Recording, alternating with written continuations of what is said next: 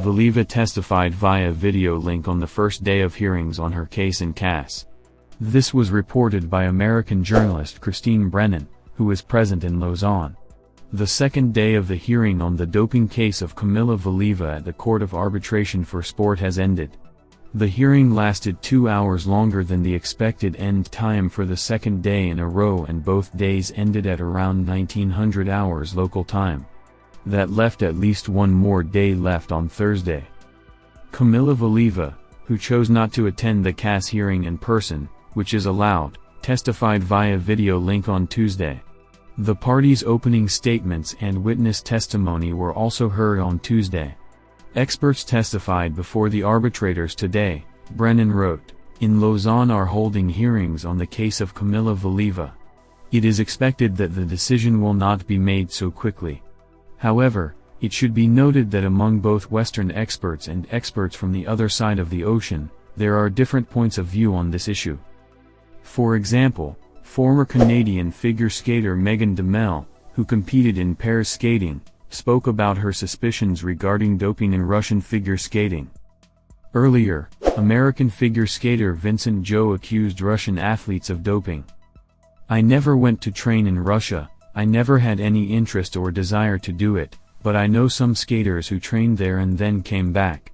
They told me that, for example, during training they were given some kind of black tar-like substance to drink instead of food.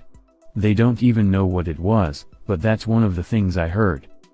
There was something else that I always found funny when I observed it in competition for a couple years after the Sochi Olympics. The Klimova pair, Fyodor Klimov/Ksenia Stolbova, would go to the locker room with their doctor at halftime after a 6-minute warm-up, if there was a pair of skaters in front of them. At this point, their doctor was Shvetsky, pronounces with difficulty. I don't know how to pronounce his name. Maybe I'm pronouncing it wrong. Anyway, I always found it funny because we also traveled with a sports doctor, but weren't burning to talk to him unless we really had a problem. Between warm-ups and competitions, we'd go for walks with our coach or just by ourselves. And someone would disappear behind closed doors with the doctor during that time. I always found that a little weird and wondered what the point was here, Duhamel said in a podcast on YouTube channel The Skating Lesson. RUSADA Director General explained the agency's position on the case of figure skater Kamila Valieva. As we said earlier, RUSADA believes that the athlete's side failed to prove at the level established by the rules the complete absence of her guilt. Just as at the stage of presenting the case to the DAC, RUSADA believes that the athlete's guilt in the violation of the rules exists, but it is minimal and a reasonable sanction could be a warning, said Veronika Lajanova. Canadian lawyer David Pavo, on the other hand, backed up Valieva and said that, if WADA has documents proving that trimetazidine is doping, then let them show them. The social problem goes beyond the simple question of the young Russian figure skater who is now suffering from it. We must ask ourselves the question about the participation of underage athletes in major competitions. Today we have children who are embroiled in scandals that are completely beyond their control. We must not forget that Kamila Valieva was 15 years old at the time of the events and that she was caught in a legal and media spiral far beyond her control. There were too many unexplained things in this case. For example, the length of time her sample was processed. The burden of proof is not on WADA, it always falls on the shoulders of the athlete caught testing positive. It is up to the athlete to clear their name. But because I am an advocate of transparency, I always say, if we have studies today that show that a substance is doping, let's publish them and that will close the debate. I will allow myself this comparison, albeit an unconvincing one. For years, Monsanto told us that GMOs were not dangerous to health, without ever doing research on the subject or publishing protocols. We now know that there may be some human health hazards. I have a little trouble with this culture of secrecy. If WADA has documents proving that a product is doping, then let them show them.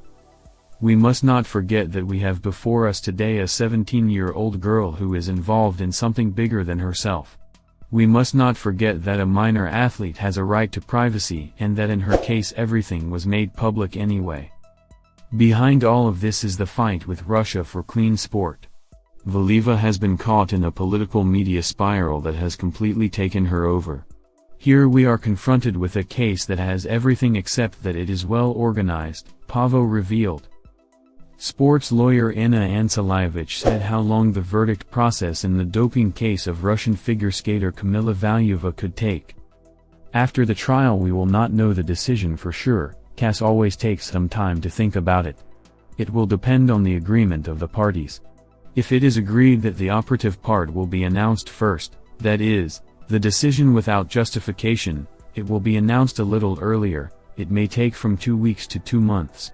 But if the parties don't agree and they want the full decision with the reasoning part, that is, with justification for sanctions, then it could take up to a year, so it could take longer. But I think that the arbitrators will take into account the fact that this decision is eagerly awaited by many athletes, said Alekseyevna. Sofia Samotkina made a decision to leave Svetlana Sokolovskaya's group and switch to cooperation with Yevgeny Plushenko.